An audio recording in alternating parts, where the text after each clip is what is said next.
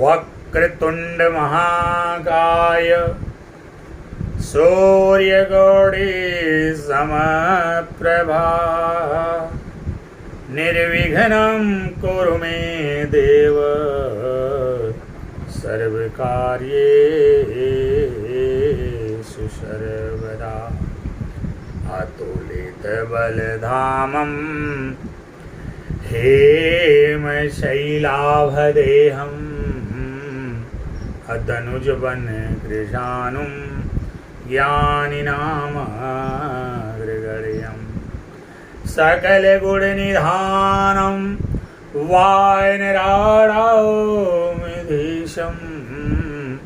रघुपतिप्रियभक्तं वातजातं नमामि मनोजवं रुततुल्यवेगम् अजितेन्द्रियं बुद्धिमतां वरिष्ठं वातात्मजं वानरयूथमुख्यं श्रीरामदूतं शरणं प्रपद्ये नीलाम्बुजश्यामलकोमलाङ्गं सीता समारोपितवामभागं पाणौ महासायकचारुचापं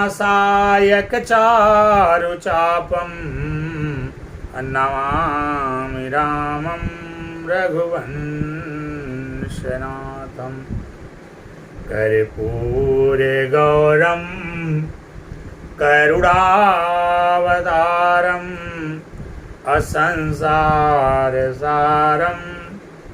भुजगेन्द्रहारं सदा वसन्तं हृदयारविन्दे अभवं भवानी सहितं नमामि। बोलो सियावर रामचंद्र की जय, बोलो पांसुत हनुमान की जय, बोलो भगवान शंकर माता पार्वती की जय, बोलो गोस्वामी तुलसीदास जी महाराज की जय। तो श्री राम जय जय राम, श्री राम जय राम, श्री राम जय जय राम, श्री राम जय राम श्री राम जय राम, श्री राम जय राम, श्री राम जय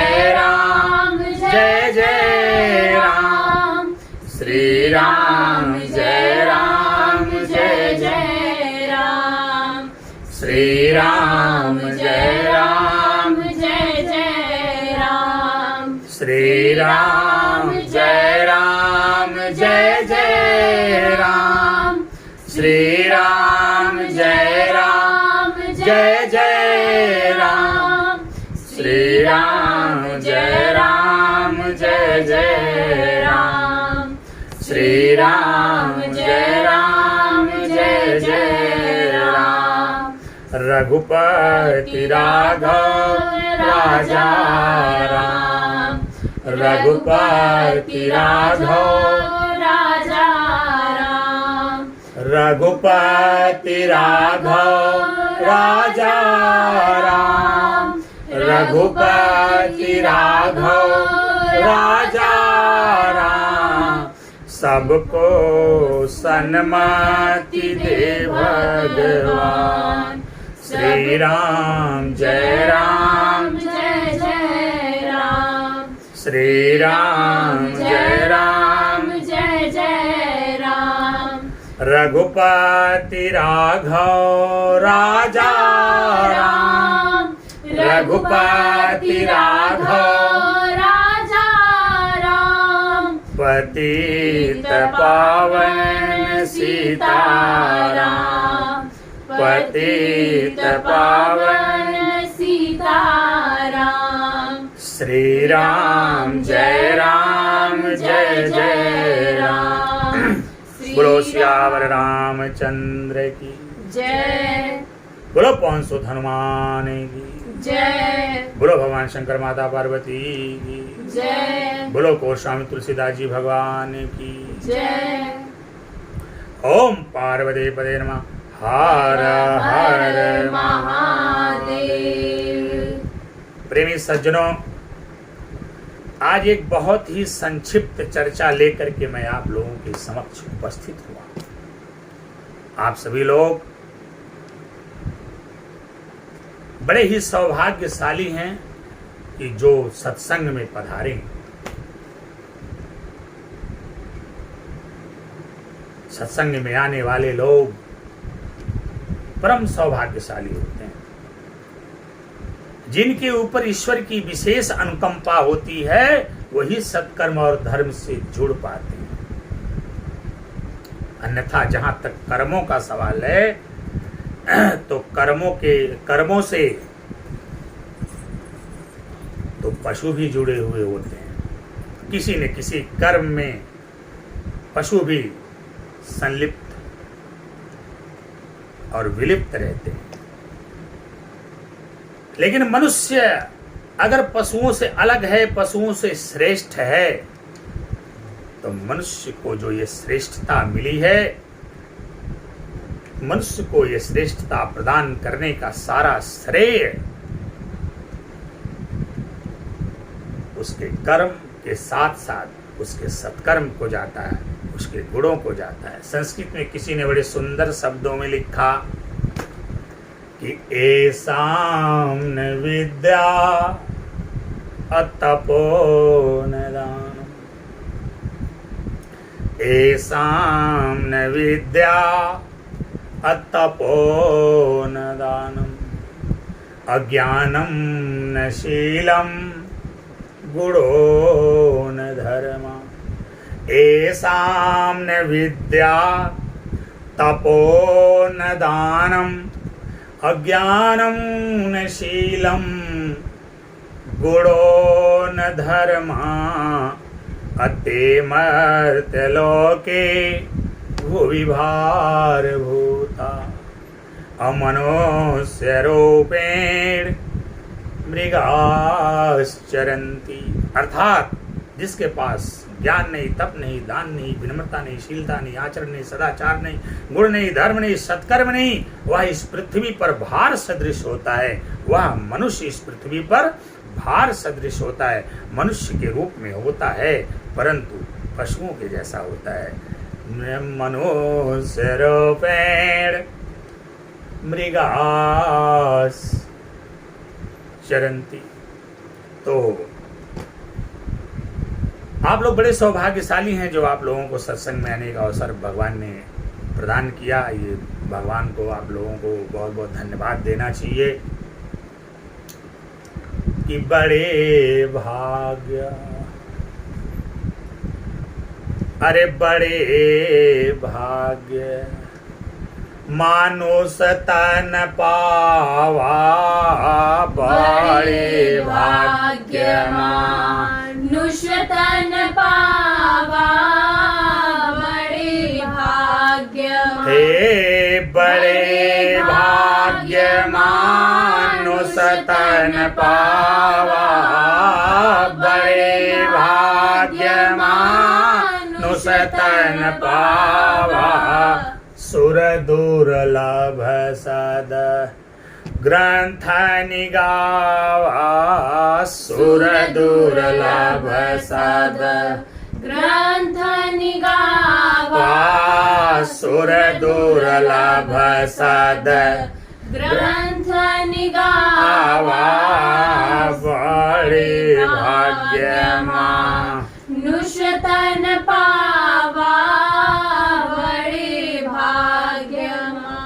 ये जो मनुष्य का शरीर आपको मिला है, आप बड़े सौभाग्यशाली हैं जो ये मनुष्य का शरीर आपको मिला है। ये वो शरीर है जिसके लिए देवता भी तरसते हैं।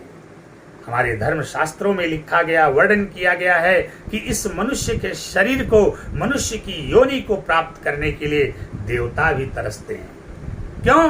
क्योंकि यह मानव शरीर ही एकमात्र ऐसा शरीर है जो आपको मुक्ति प्रदान करता है, मोक्ष प्रदान करता है। इसीलिए किसी ने कहा कि मुक्ति का कोई तो जतन कर ले, मुक्ति का कोई तो जतन कर ले, मुक्ति का कोई तो जतन कर ले। कैसे कैसे कर ले? वो ये मुक्ति का जतन कैसे होगा? कि मुक्ति का कोई तो जतन कर ले, हाँ हाँ मुक्ति का कोई तो जतन कर ले, मुक्ति का कोई तो जतन कर ले। रोज थोड़ा थोड़ा हरि का भजन कर ले, रोज थोड़ा थोड़ा हरि का भजन कर ले, रोज थोड़ा थोड़ा हरि का भजन कर ले। हाँ मुक्ति का कोई तो जतन कर ले, हाँ हाँ मुक्ति का कोई तो जतन कर ले, रोज थोड़ा थोड़ा हरि का भजन कर ले, रोज थोड़ा थोड़ा हरि का भजन कर ले। नहीं तो आएगा बुलावा तो जाना पड़ेगा, और वहां न चलेगा बहाना किसी का। इसीलिए कहा गया कि नहीं चाहिए दिल दुखाना किसी का, नहीं चाहिए दिल दुखाना किसी का, नहीं चाहिए दिल दुखाना किसी का। आएगा बुलावा तो जाना पड़ेगा, आएगा बुलावा तो जाना पड़ेगा, आएगा बुलावा तो जाना पड़ेगा। वहाँ ना चलेगा बहाना किसी का, वहाँ ना चलेगा बहाना किसी का, वहाँ ना चलेगा बहाना किसी का। नहीं चाहिए दिल दुखाना किसी का। इसलिए मनुष्य का जो शरीर है ये प्राणी वंश वृक्ष पर, प्राणी वंश वृक्ष पर लगा हुआ सर्वोत्तम फल है मनुष्य।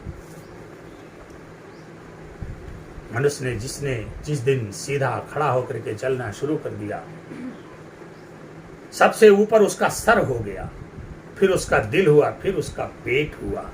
अर्थात मनुष्य जिस दिन से, जब तक वो पैरेलल चलता था, जानवर की भांति चलता था, सिर, पेट, हृदय सब पैरेलल हुआ करते थे, तीनों का बराबर महत्व था, दिमाग का भी, दिल का भी और पेट का भी। लेकिन जब मनुष्य सीधा खड़ा होकर के चलने लगा, उसी दिन मनुष्य अपने दिव्य स्वरूप में आ गया।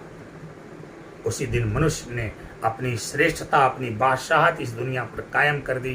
क्योंकि मनुष्य ने सीधा खड़ा होकर के जब चलना शुरू किया तो मनुष्य ने यह सिद्ध कर दिया कि अब हमने अपने पेट पर विजय प्राप्त कर लिया है। सीधा खड़ा होकर के जिस दिन से मनुष्य चलने लगा, उसका दिमाग सबसे ऊपर हो गया। यानी मनुष्य ने अपने ज्ञान को, अपने दिमाग को पहले नंबर पे रखा। फिर दूसरे नंबर पर उसने किसको रखा? दिल, प्रेम, ज्ञान हो, प्रेम हो। और तीसरे नंबर पे वो पेट को रखा, उसके बाद भोजन। कहा जाता है कि इस दुनिया में कुछ लोग खाने के लिए आए हुए हैं,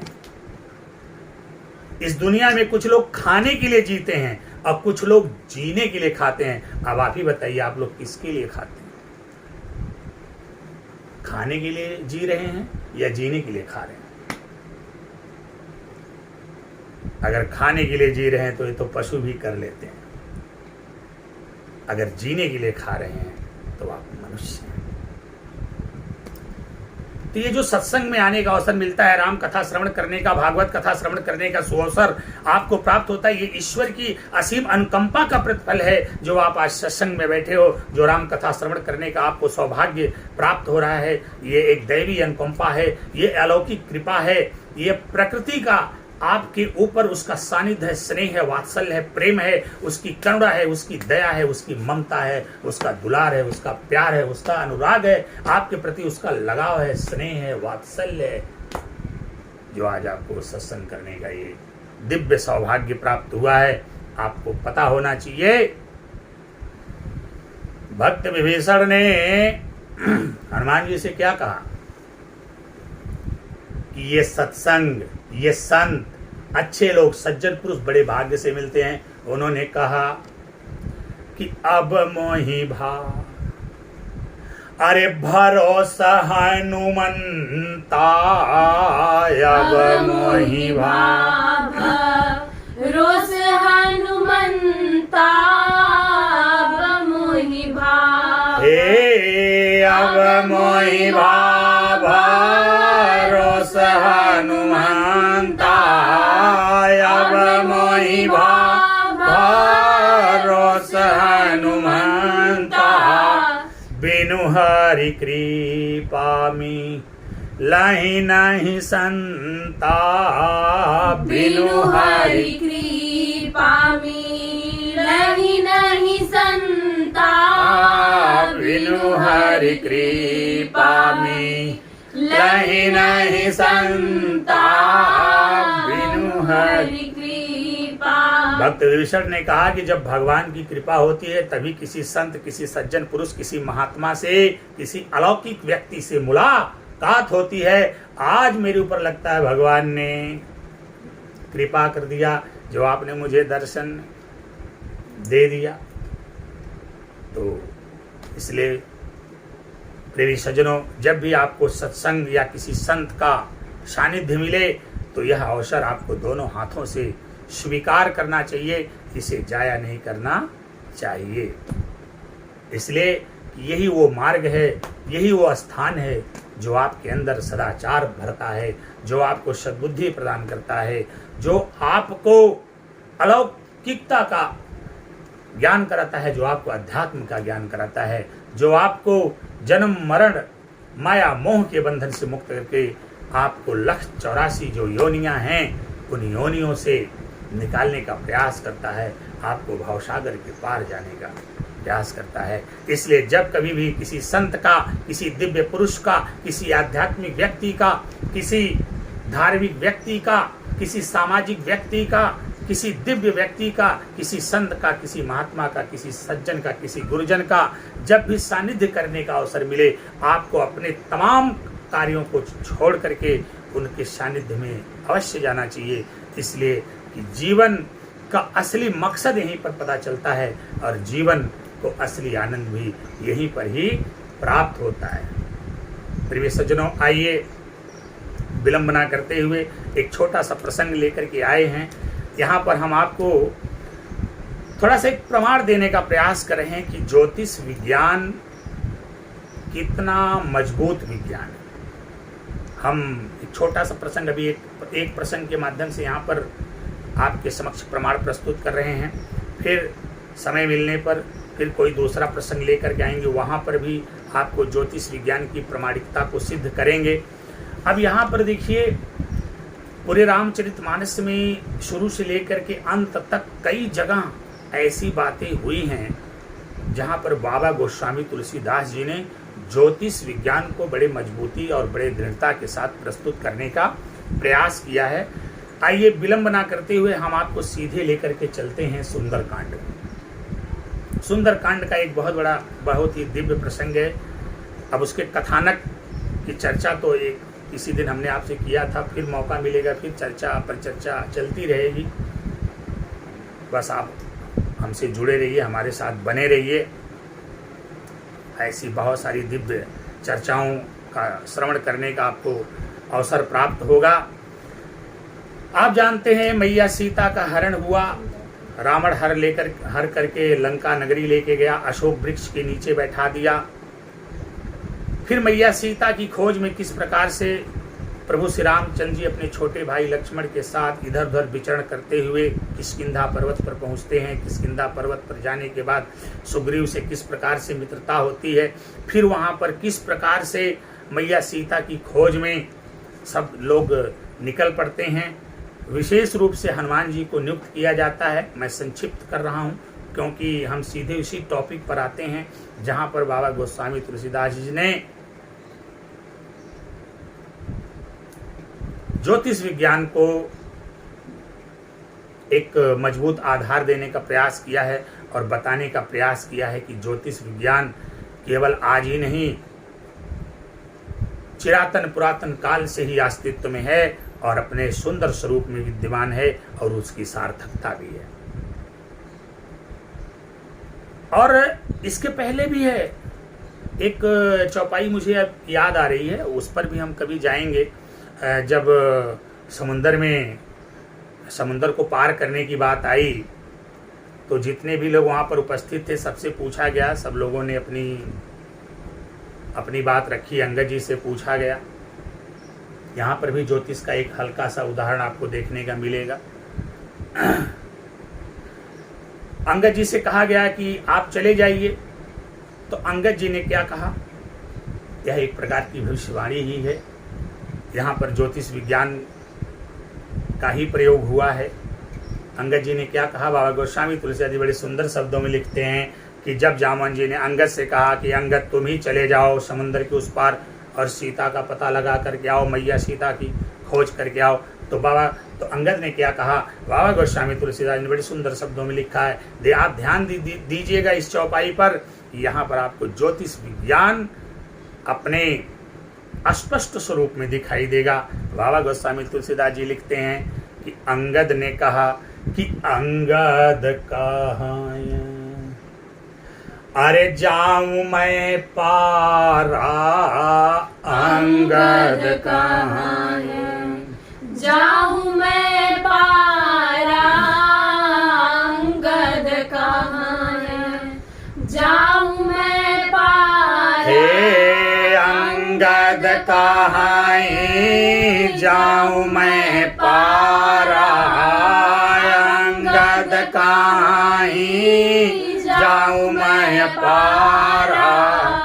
कछु संशय मोहि अरे फिरती बारा, कछु संशय मोहि फिरती बारा, कछु संशय मोहि। अंगद जी ने कहा कि जाने को तो मैं पार जा सकता हूं, लेकिन आने में लौटते समय मुझे कुछ संदेह हो रहा है। यही है ज्योतिष, जो भविष्य की घटनाओं का पूर्वाभास करा दे, ये ज्योतिष। जो आपको सही सन्मार्ग दिखा दे, ये ज्योतिष है। लंबे समय से लटके हुए अधूरे कार्य को जो पूर्ण करा दे, यही ज्योतिष है। आप नाना प्रकार के संकटों में घिरे हुए हैं, अपने तमाम प्रयासों के बावजूद भी यदि संकटों का समाधान नहीं हो पा रहा है, तो ऐसी स्थिति में जो आपके संकटों के समाधान करा दे, संकटों के समाधान का रास्ता बता दे, यही ज्योतिष विज्ञान है। अंगद जी को पूर्वाभास हुआ, अंगद कहे जाऊं मैं पारा, कछु संशय मोहि फिरती बारा। अंगद ने कहा जाने के लिए तो मैं जा सकता हूं, लेकिन लौटने में हमें संदेह है। ऐसे बहुत सारे प्रसंग हैं, बाल कांड से शुरू होकर के अयोध्या कांड में भी, अरण्य कांड में भी, किष्किंधा कांड में भी। अब एक ही दिन सारे प्रसंगों की चर्चा तो हो नहीं सकती, इसलिए आज हम जो है आपके समक्ष एक छोटा सा प्रसंग लेकर के आए हैं। आपको सुनने में भी अच्छा लगेगा, सुंदर कांड का प्रसंग है। तो हनुमान जी सीता जी की खोज में निकले और कथानक में मैं नहीं जा रहा हूं, मैं सीधे अशोक वाटिका में चल रहा हूं। हनुमान जी एक छोटा सा स्वरूप बना करके उस वृक्ष के नीचे, अशोक वृक्ष के नीचे, जिसके नीचे मैया सीता जी बैठी हुई थी, उस वृक्ष के पल्लों के बीच जाकर के छिप गए।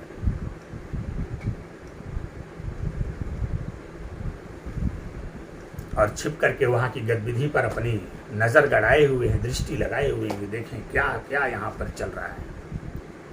आप जानते ही हैं कि मैया सीता को अशोक वृक्ष के नीचे रखने के बाद रावण ने तमाम प्रकार का सुरक्षा का बड़ा चाक चौबंद जो बड़ी व्यवस्था किया था, बड़ी चौकस सुरक्षा थी मैया सीता की। तमाम निशाचरियों को उसने वहां पर उनकी सुरक्षा में लगाया हुआ था, उनकी देख रेख में लगाया हुआ था। लेकिन कहा जाता है ना कि अच्छे लोग हर जगह मिल जाते हैं। जैसे अब राक्षसों की नगरी वो थी लंका, तो वहाँ पर जो है विभीषण का मिल जाना, राक्षसों के बीच में राम का भक्त। उसी प्रकार से एक और राक्षसी थी त्रिष्टा, उसका नाम क्या था? त्रिष्टा नाम था उसका। वह भी बहुत अच्छी थी, बहुत सज्जन थी, राक्षसी भले थी, लेकिन राक्षसी होने के बाद भी, राक्षस योनि में जन्म लेने के बाद भी भगवान की अनन्य भक्ता थी। भगवान प्रभु की बहुत बड़ी भक्त थी। भगवान राम के चरणों में उसको बहुत अनुराग था, प्रेम था। बाबा गोस्वामी तुलसीदास जी बड़े सुंदर शब्दों में लिखा कि त्रिजटा नाम, अरे राक्षसी का त्रिजटा नाम, राक्षसी का त्रिजटा नाम, हे त्रिजटा नाम राक्षसी का त्रिजटा नाम, राक्षसी का राम चरण रति निपुण विवेका, राम चरण रति निपुण विवेका, राम चरण रति निपुण विवेका त्रिजटा नाम। बाबा गोस्वामी तुलसीदास जी महाराज जी कहते, उन्होंने लिखा कि जो सुरक्षा की व्यवस्था में राक्षसियों को रावण ने नियुक्त किया था, उसमें एक राक्षसी थी जिसका नाम था त्रिष्टा। बहुत बुद्धिमान थी, राम चरण रति, राम के चरणों में उसको रति थी, प्रेम था, अनुराग था, निपुण थी, वो सर्वगुण संपन्न और बड़ी विवेकवान थी। भविष्यवाणी भी इसी ने किया, जो निपुण होगा, विवेकवान होगा, जो भगवान की भक्ति में संलग्न, निमग्न, विमग्न होगा, उसी को तो पूर्वाभास होगा, उसी को तो कुछ दैवी आभास होगा, उसी के पास तो ईश्वर की कुछ विशेष कृपा होगी, उसी को तो कुछ दिव्य दृष्टि प्राप्त होगी। ज्योतिष गणनाओं के कई माध्यम, कुंडलियों के आधार पर गणनाएं की जाती हैं, हस्त रेखाओं के आधार पर गणनाएं की जाती हैं, मस्तक की रेखाओं के आधार पर गणनाएं की जाती हैं, आपके व्यक्तित्व के आधार पर गणनाएं की जाती हैं। बहुत सारी चीजें ऐसी हैं, अंकों के आधार पर गणनाएं की जाती हैं, बहुत सारी व्यवस्थाओं के आधार पर ज्योतिष विज्ञान की गणनाएं होती हैं। उन्हीं गणनाओं के क्रम में पूर्वाभास आता है, जिससे कोई पूर्वाभास आपको हो जाए और फिर वही घटना घट जाए। और ज्योतिष स्वप्न, शकुन, अपशकुन, इसके द्वारा भी ज्योतिष गणनाएं होती हैं। स्वप्न के द्वारा भी आप स्वप्न क्या देख रहे हो, रात में कैसे स्वप्न आते हैं, किस प्रकार के स्वप्न आते हैं, इसके आधार पर भी ज्योतिषी गणनाएं होती हैं। क्या शकुन है, क्या अपशकुन है, इसके आधार पर भी ज्योतिषी गणनाएं होती हैं। हमारे अंग फड़कते रहते हैं, अब बायोलॉजिकल दृष्टिकोण से देखते हैं तो अंग फटकने का अपना कारण बायोलॉजी बता रही है, अंग फटकने का कुछ और कारण हमारी एस्ट्रोलॉजी बता रही है। अब बायोलॉजी जो बता रही वो अपने आधार पर सही है, एस्ट्रोलॉजी जो बता रही उसका भी अपना एक आधार है। तो अभी मैं साइंस और एस्ट्रोलॉजी के लफड़े में नहीं पढ़ना चाहता, अभी मैं सीधे बता रहा हूं कि कैसे भविष्यवाणी कर दिया। अभी कुछ नहीं हुआ, अभी हनुमान जी जाकर बैठे कि तरुपलाव माहू, हनुमान जी कहाँ बैठे हैं कि तरुपलाव माहू, अरे रहा लुकाई तरुपलाव माहू, रहा लुकाई तरुपलाव माहू, रहा लुकाई हे तरुपलाव माहू, रहा लुकाई तरुपलाव माहू, रहा लुकाई, करई विचार करऊं का भाई, करई विचार करऊं का भाई, करई विचार। पेड़ के पल्लों के पत्तों के बीच में छिप करके बैठे हुए और विचार कर रहे हैं हनुमान जी कि क्या करूं। अब यहाँ पर एक प्रश्न उठता है कि महावीर विक्रम बजरंगी, अकुमत निवार सुमति के संगी, रामदूत अतुलित बल धामा, अवंजनी पौत्र पवन सुत नामा, कवन सो काज कठिन जग माही, अजो नहीं होई तात तुम पाही, अपैठ पताल तोरी जमकारे, अहिरावन के भुजा उखारे। बड़े बलवान थे, बड़े बहादुर थे हनुमान जी, लेकिन यहाँ पर किस शब्द का प्रयोग हुआ कि तरुपलाव माहू, अरे रहा लुकाई तरुपलाव माहू, रहा लुकाई करई विचार का रऊं का भाई, करई विचार करऊं का भाई, करई विचार। तो प्रश्न उठता है कि जब हनुमान जी इतने बलशाली थे, इतने ताकतवर थे, इतने महान योद्धा थे, तो फिर वो लुकाई शब्द का प्रयोग उनके लिए क्यों किया गया, क्यों वो छिप कर बैठे हैं। तो हम आपको एक बात यहाँ पर स्पष्ट कर देना चाहते हैं कि वो गुप्तचर बन करके गए थे। अब गुप्तचर की विशेषता, क्वालिटी, खूबी इसी में है कि वो अपना काम कर ले और किसी को पता ना चले, इसके लिए वो छिप करके बैठे थे। लेकिन वो तो कमाल कर दिया त्रिष्टा की भविष्यवाणी में। त्रिष्टा आती है, अब वो भविष्यवाणी क्या कर रही है आइए सुनते हैं। आप देखेंगे अभी लंका में कुछ नहीं हुआ, अभी हनुमान जी को किसी ने देखा नहीं, लंकनी गेट पे थी उसने देखा, बाकी अंदर किसी ने नहीं देखा। अशोक वृक्ष के पत्तों के बीच में छिपे हुए हैं, छोटा सा स्वरूप बनाए हैं, किसी ने भी नहीं देखा कि लंका में वानर आया हुआ है। लंका एकदम अपनी सामान्य स्थिति में है, लेकिन लंका में क्या क्या होने वाला है अब त्रिष्टा पहले ही बता दे रही है, और हनुमान जी ऊपर बैठे हुए चुपचाप सब सुन रहे हैं। त्रिष्टा ने भविष्यवाणी पहले ही कर दिया। इसलिए कहता हूं कि रामचरितमानस एक उच्च कोटि का ज्योतिष विज्ञान भी है, रामचरितमानस भौतिक विज्ञान है, रामचरितमानस रसायन विज्ञान है, रामचरितमानस जीव विज्ञान है, रामचरितमानस भूगोल विज्ञान है। रामचरितमानस अपने आप में एक संपूर्ण ग्रंथ है, इसीलिए दुनिया का सबसे बड़ा महाकाव्य के रूप में इसको जाना जाता है।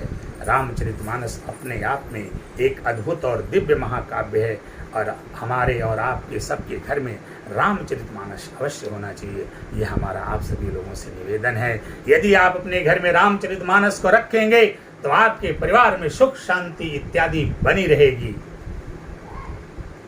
समझ लीजिए कि सबसे बड़ा ज्योतिषी उपाय है। घर में सुख शांति लाना है तो अपने घर में रामचरितमानस को खूब सुंदर से अच्छे से स्वच्छता पूर्वक ला करके रख लीजिए।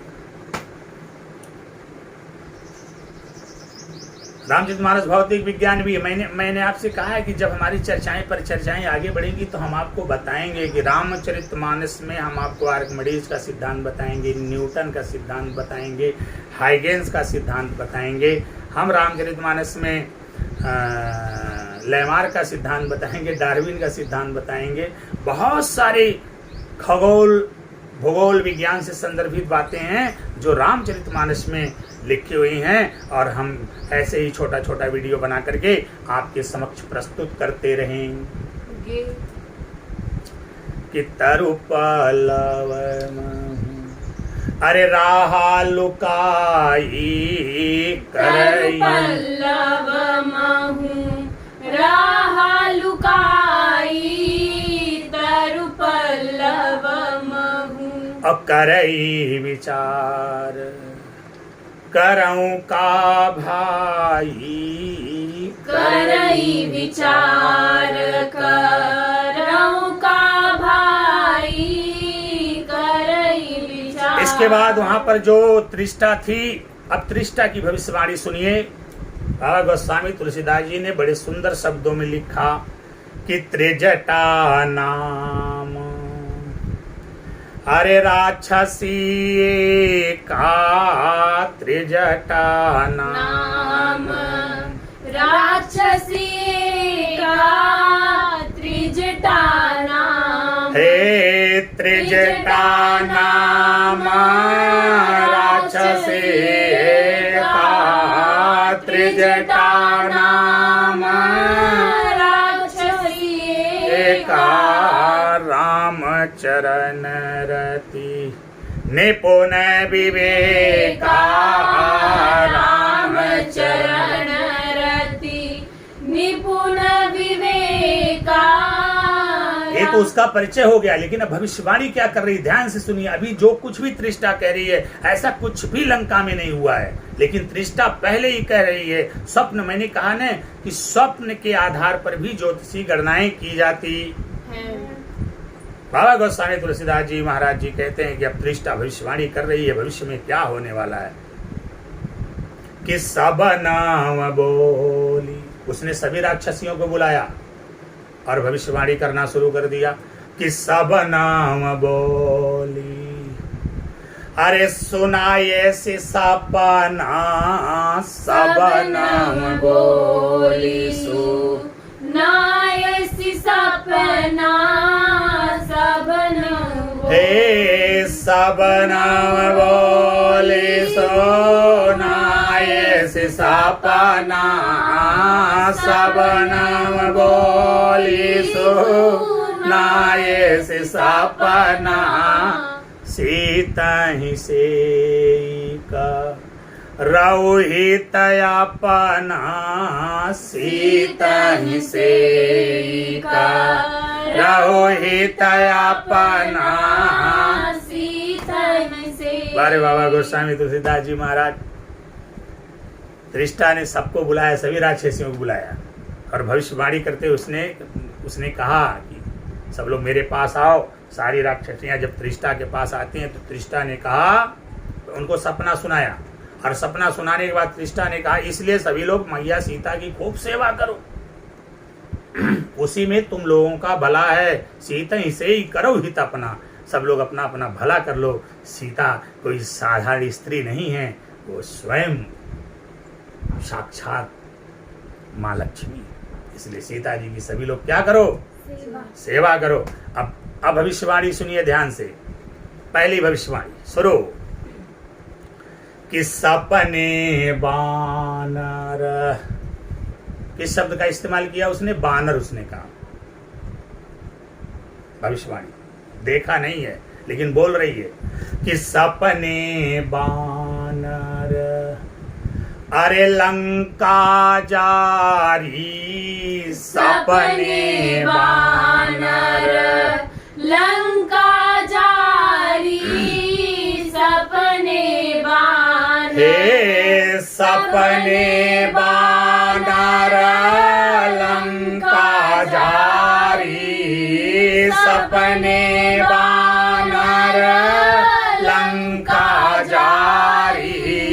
अजातु ये धान से ना सब मारी, जातु ये धान से ना सब मारी, जातु ये धान से ना सब मारी सपने। उसने कहा मैंने आज सपना देखा है, एक बंदर आया हुआ है और उसने हमारी लंका को जला के राख कर दिया, और केवल लंका को जलाया ही नहीं, सारे सैनिकों को भी उसने मार डाला, जात उधान सेना सब मारी। फिर यहीं पर तृष्टा रुकी नहीं, आपने देखा कि पहली भविष्यवाणी हो गई, उसने लंका को जला दिया है। अभी जली नहीं है लंका, लेकिन पहले ही बता रही है। तो कोई कार्य अभी हुआ ना हो और किसी ने किसी, चाहे अंग के फड़कने के माध्यम से, चाहे किसी और गणना के माध्यम से, चाहे पूर्वाभास के माध्यम से, चाहे स्वप्न के माध्यम से, वह बात अगर पहले ही पता चल जाए तो इसी को तो ज्योतिष विज्ञान कहा जाता है। ऋषा ने कहा कि सपने वानर लंका जारी, जात उधान सेना सब मारी। उसने लंका को जला दिया, सारी सेना को मार दिया। और यहीं पर नहीं रुकी, आगे भी भविष्यवाणी करती है कि खरयारूढ़ अरे नगन दास सीसा, खरयारूढ़ ना गण दस सीसा, खरयारूढ़ ना गण दस सीसा, हे खरयारूढ़ ना गण दस सीसा, खरयारूढ़ ना गण दस सीसा, मंडित सिर खंडित भुज बीसा, मंडित सिर खंडित खंडित भुज बीसा, मंडित सिर खंडित भुज बीसा। उसने कहा आगे भी मैंने देखा कि महाराज दशानन गधे पर सवार हैं, बिल्कुल नंगे हैं, उनके सिर काट लिए गए, रावण के पास 10 सिर और उनकी भुजाएं काट ली गई। खरे आरूढ़ नगन 10 शीशा, अमंडित सिर खंडित भुजबीसा, यानी सिर को काट दिया गया और भुजाओं को भी काट दिया गया। तृष्टा ने अभी ये सब घटना घटी नहीं, लेकिन पहले ही बता रही है कि मैंने देखा एक बानर आया हुआ जिसने लंका नगरी को जलाकर राख कर दिया, सारे सैनिकों को मार डाला, रावण गधे पे सवार है, उसके शीश कटे हुए, भुजाएं कटी हुई हैं। और यहीं पर नहीं रुकती, आगे बोलती है कि यही विधि सौदा छे नदी सी जाई, यही विधि सौदा छीन दिस जाई, यही विधि सौदा, हे यही विधि सौदा छीन दिस जाई, यही विधि सौदा छीन दिस जाई, लंका मनहु भीषण पाई, लंका मनहु भीषण पाई, लंका मनहु भीषण पाई। दृष्टा ने सभी राक्षसियों से कहा, अपनी भविष्यवाणी को करते हुए कहा कि मैंने देखा रावण गधे पे सवार है, उसके शीश कटे हुए, उसकी भुजाएं कटी हुई, दक्षिण दिशा की ओर जा रहा है। ये अपशकुन होता है, मृत्यु का संकेत होता है, मृत्यु तक की बात कर रही है। और फिर उसने वो यहीं पर नहीं रुकी, उसने कहा मैंने ये भी देखा लंका का राजा विभीषण को बनाया गया है। प्रेमी सज्जनों, राम कथा प्रेमी सज्जनों, अब आप विचार करो आपने रामायण की कथा सुना भी होगा, टेलीविजन पर भी आपने देखा होगा। क्या त्रिष्टा समय के पूर्व जितनी बातें बोली, क्या भविष्य में जाकर वो बातें घटित हुई कि नहीं घटित हुई? घटित हुई। जैसे जैसे त्रिष्टा ने कहा सपने बानर लंका जली तो लंका जला, जातुधान सेना सब मारी तो जातुधान सेना सब मारे, हनुमान जी मारे। मुझे बात याद आ गई, थोड़ी मजेदार बात है, आप लोगों को भी आनंद आएगा। रावण ने पूछा, जब मेघनाथ बंदी बना करके ले जाता है रावण के समक्ष, वो अशोक वाटिका उजाड़ने के बाद अक्षय कुमार का वध कर देते हैं और मेघनाथ लेकर के जाता है, तो रावण ने कहा कि ये बताओ, मेरी अशोक वाटिका उजाड़ दिया, मेरे सैनिकों को मारा,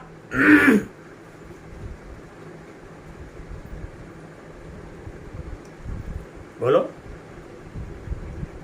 अब हनुमान जी के ऊपर मुझे हंसी इसलिए आ रही है कि हनुमान जी ने एक तो उसके राज्य में प्रवेश करके उसका नुकसान भी किए, और उसके बाद फिर क्या कह रहे हैं हनुमान जी? आप गलती उसी की निकाल रहे हैं।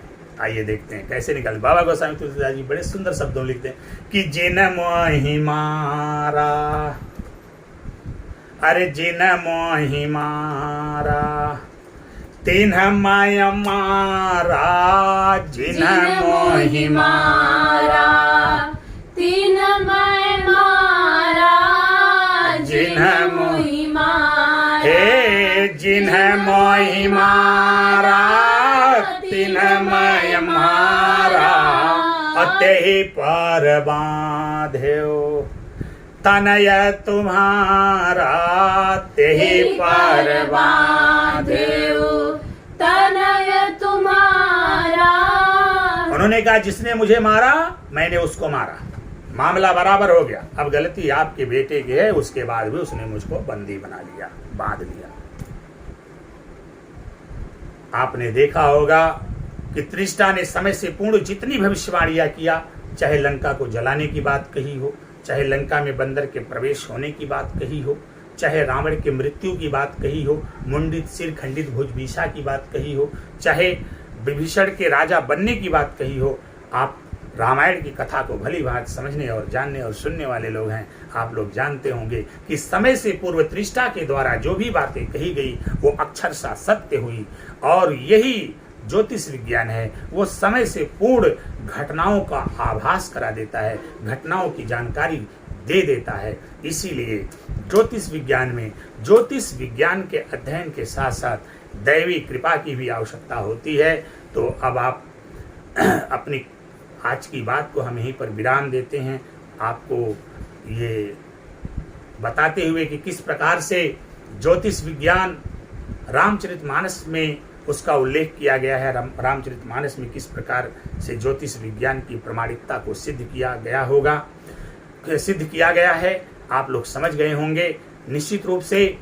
और फिर किसी प्रसंग के दौरान कहाँ पर ज्योतिष विज्ञान का जिक्र हो, बहुत सारे प्रसंग हैं जहाँ पर ज्योतिष विज्ञान की प्रामाणिकता को सिद्ध करने का प्रयास किया गया है, प्रामाणिकता सिद्ध हुई है। उन सारे प्रसंगों को लेकर के आपके बीच हम पुनः हाजिर होंगे, पुनः उपस्थित होंगे।